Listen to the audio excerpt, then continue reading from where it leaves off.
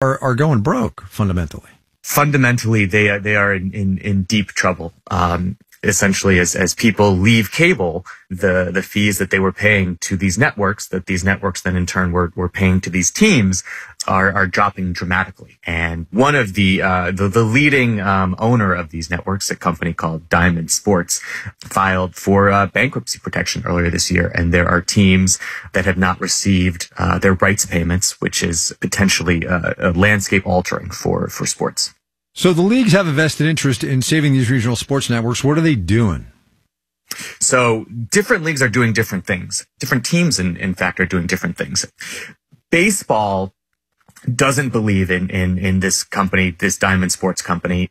And so baseball would sort of like to have all these teams pull their rights back and create some sort of product that you could see on cable, that you could stream directly by itself. Most NHL and NBA teams would sort of like to see this model, milked for everything it's worth, as long as it's, the checks are still cashing for the next couple of years. So it's a little bit of a hodgepodge, and it's certainly not certain how it's going to play out. Messy sounds like a good word here, right?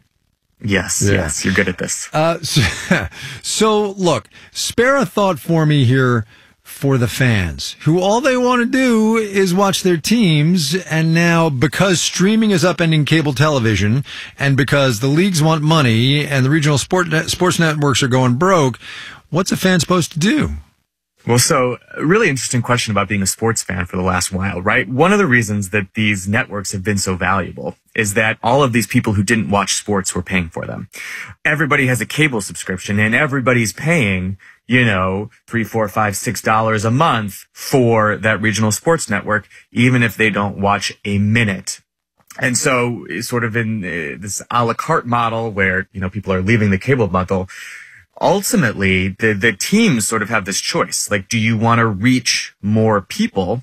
And do you think about something on broadcast TV, which is a really old school thing, but would make the games available to a huge number of people? Diamond is fighting that. And so do you want to reach the most number of fans, or do you want to collect the most amount of money by going onto a streaming service where, people have to pay more to find you?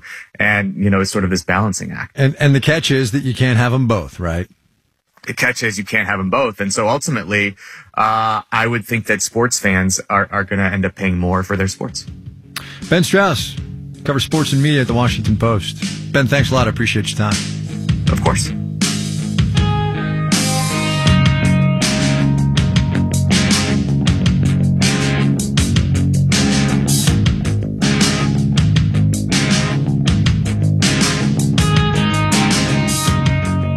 The Walt Disney Company continues its trend of doubling down on its intellectual property, following in the footsteps of Beauty and the Beast, Aladdin, Lion King, and many others. The live-action version of The Little Mermaid opens today.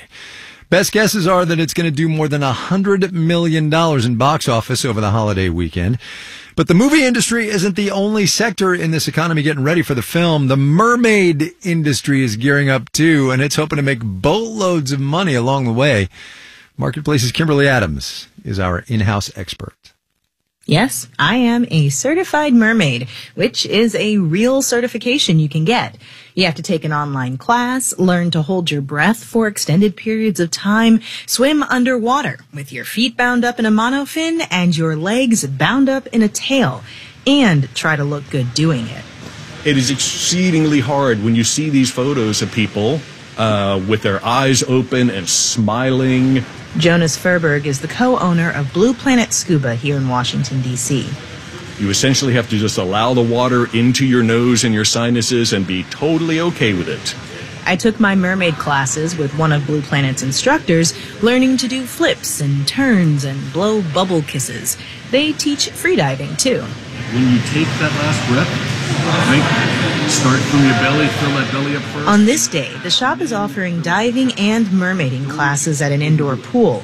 Furberg says they have 2 mermaid instructors on staff, and they're training more ahead of an expected surge in interest because of The Little Mermaid, especially among kids. And so we're already looking into figuring out how we can stock up on smaller monofins and smaller tails to rent to any kids who want to go ahead and do the certification. That mermaid certification comes from the Professional Association of Diving Instructors, commonly known as PADI. It's one of several groups that offers formal mermaid training, although that isn't required. While mermaiding as a sport has been popular in China since about 2019, PADI started offering the certification here in the U.S. in 2021, and it's been more popular than even they imagined. We've seen over a 400% increase in the last year alone from mermaiding. We can't keep up with demand. Julie Anderson is the global director of brand for PADI and a certified mermaid herself. We are making instructors as fast as possible. We're making instructor trainers so they can train instructors as fast as possible. After the movie comes out? Honestly, I can't even imagine what the numbers are going to be, but I keep saying to everyone at PADI, brace yourselves. Anderson says many people in the diving community started out skeptical of what's effectively underwater cosplay, but they quickly realized people will pay a lot of money to become their own version of Ariel. Estimates put the global mermaid tail industry alone at almost 150 million right now. And in the next couple of years, it is estimated to be at least 220 million. Then there's the cost of classes, so you don't drown flopping around in a mermaid tail.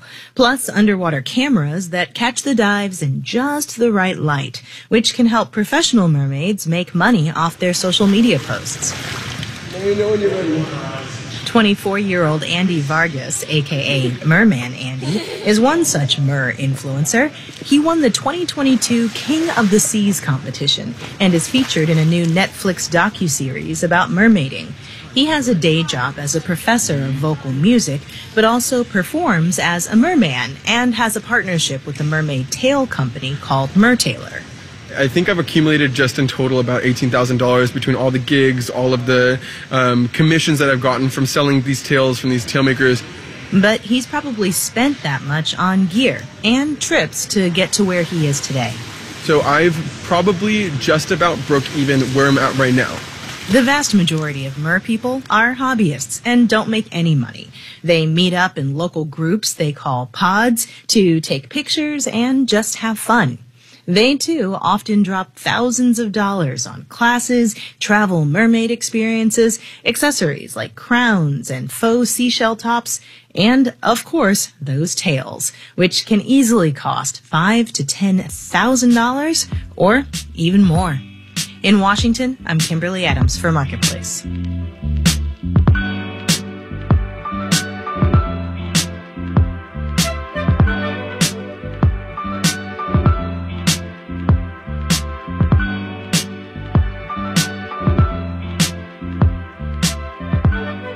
This final note on the way out today, data from Bloomberg, which tracks this stuff pretty closely. As of the close of business yesterday, the Treasury of the United States of America, a country, I should point out, with a gross domestic product somewhere north of $26 trillion, had $38.8 billion in the bank. There are, says Bloomberg, 31 individuals in this country who have a higher net worth than that.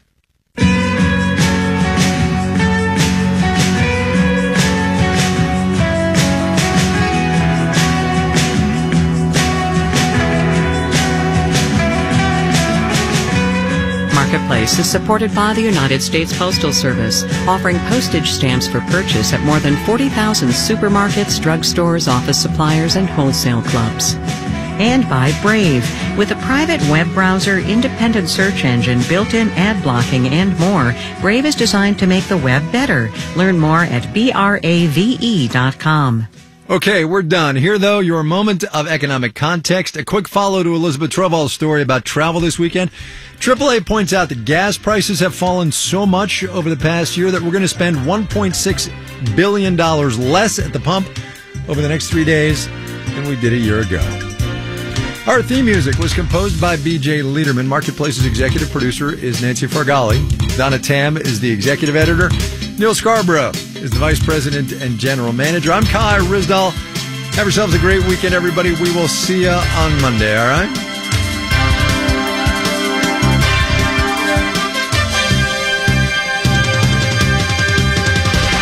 This is 8 p.m.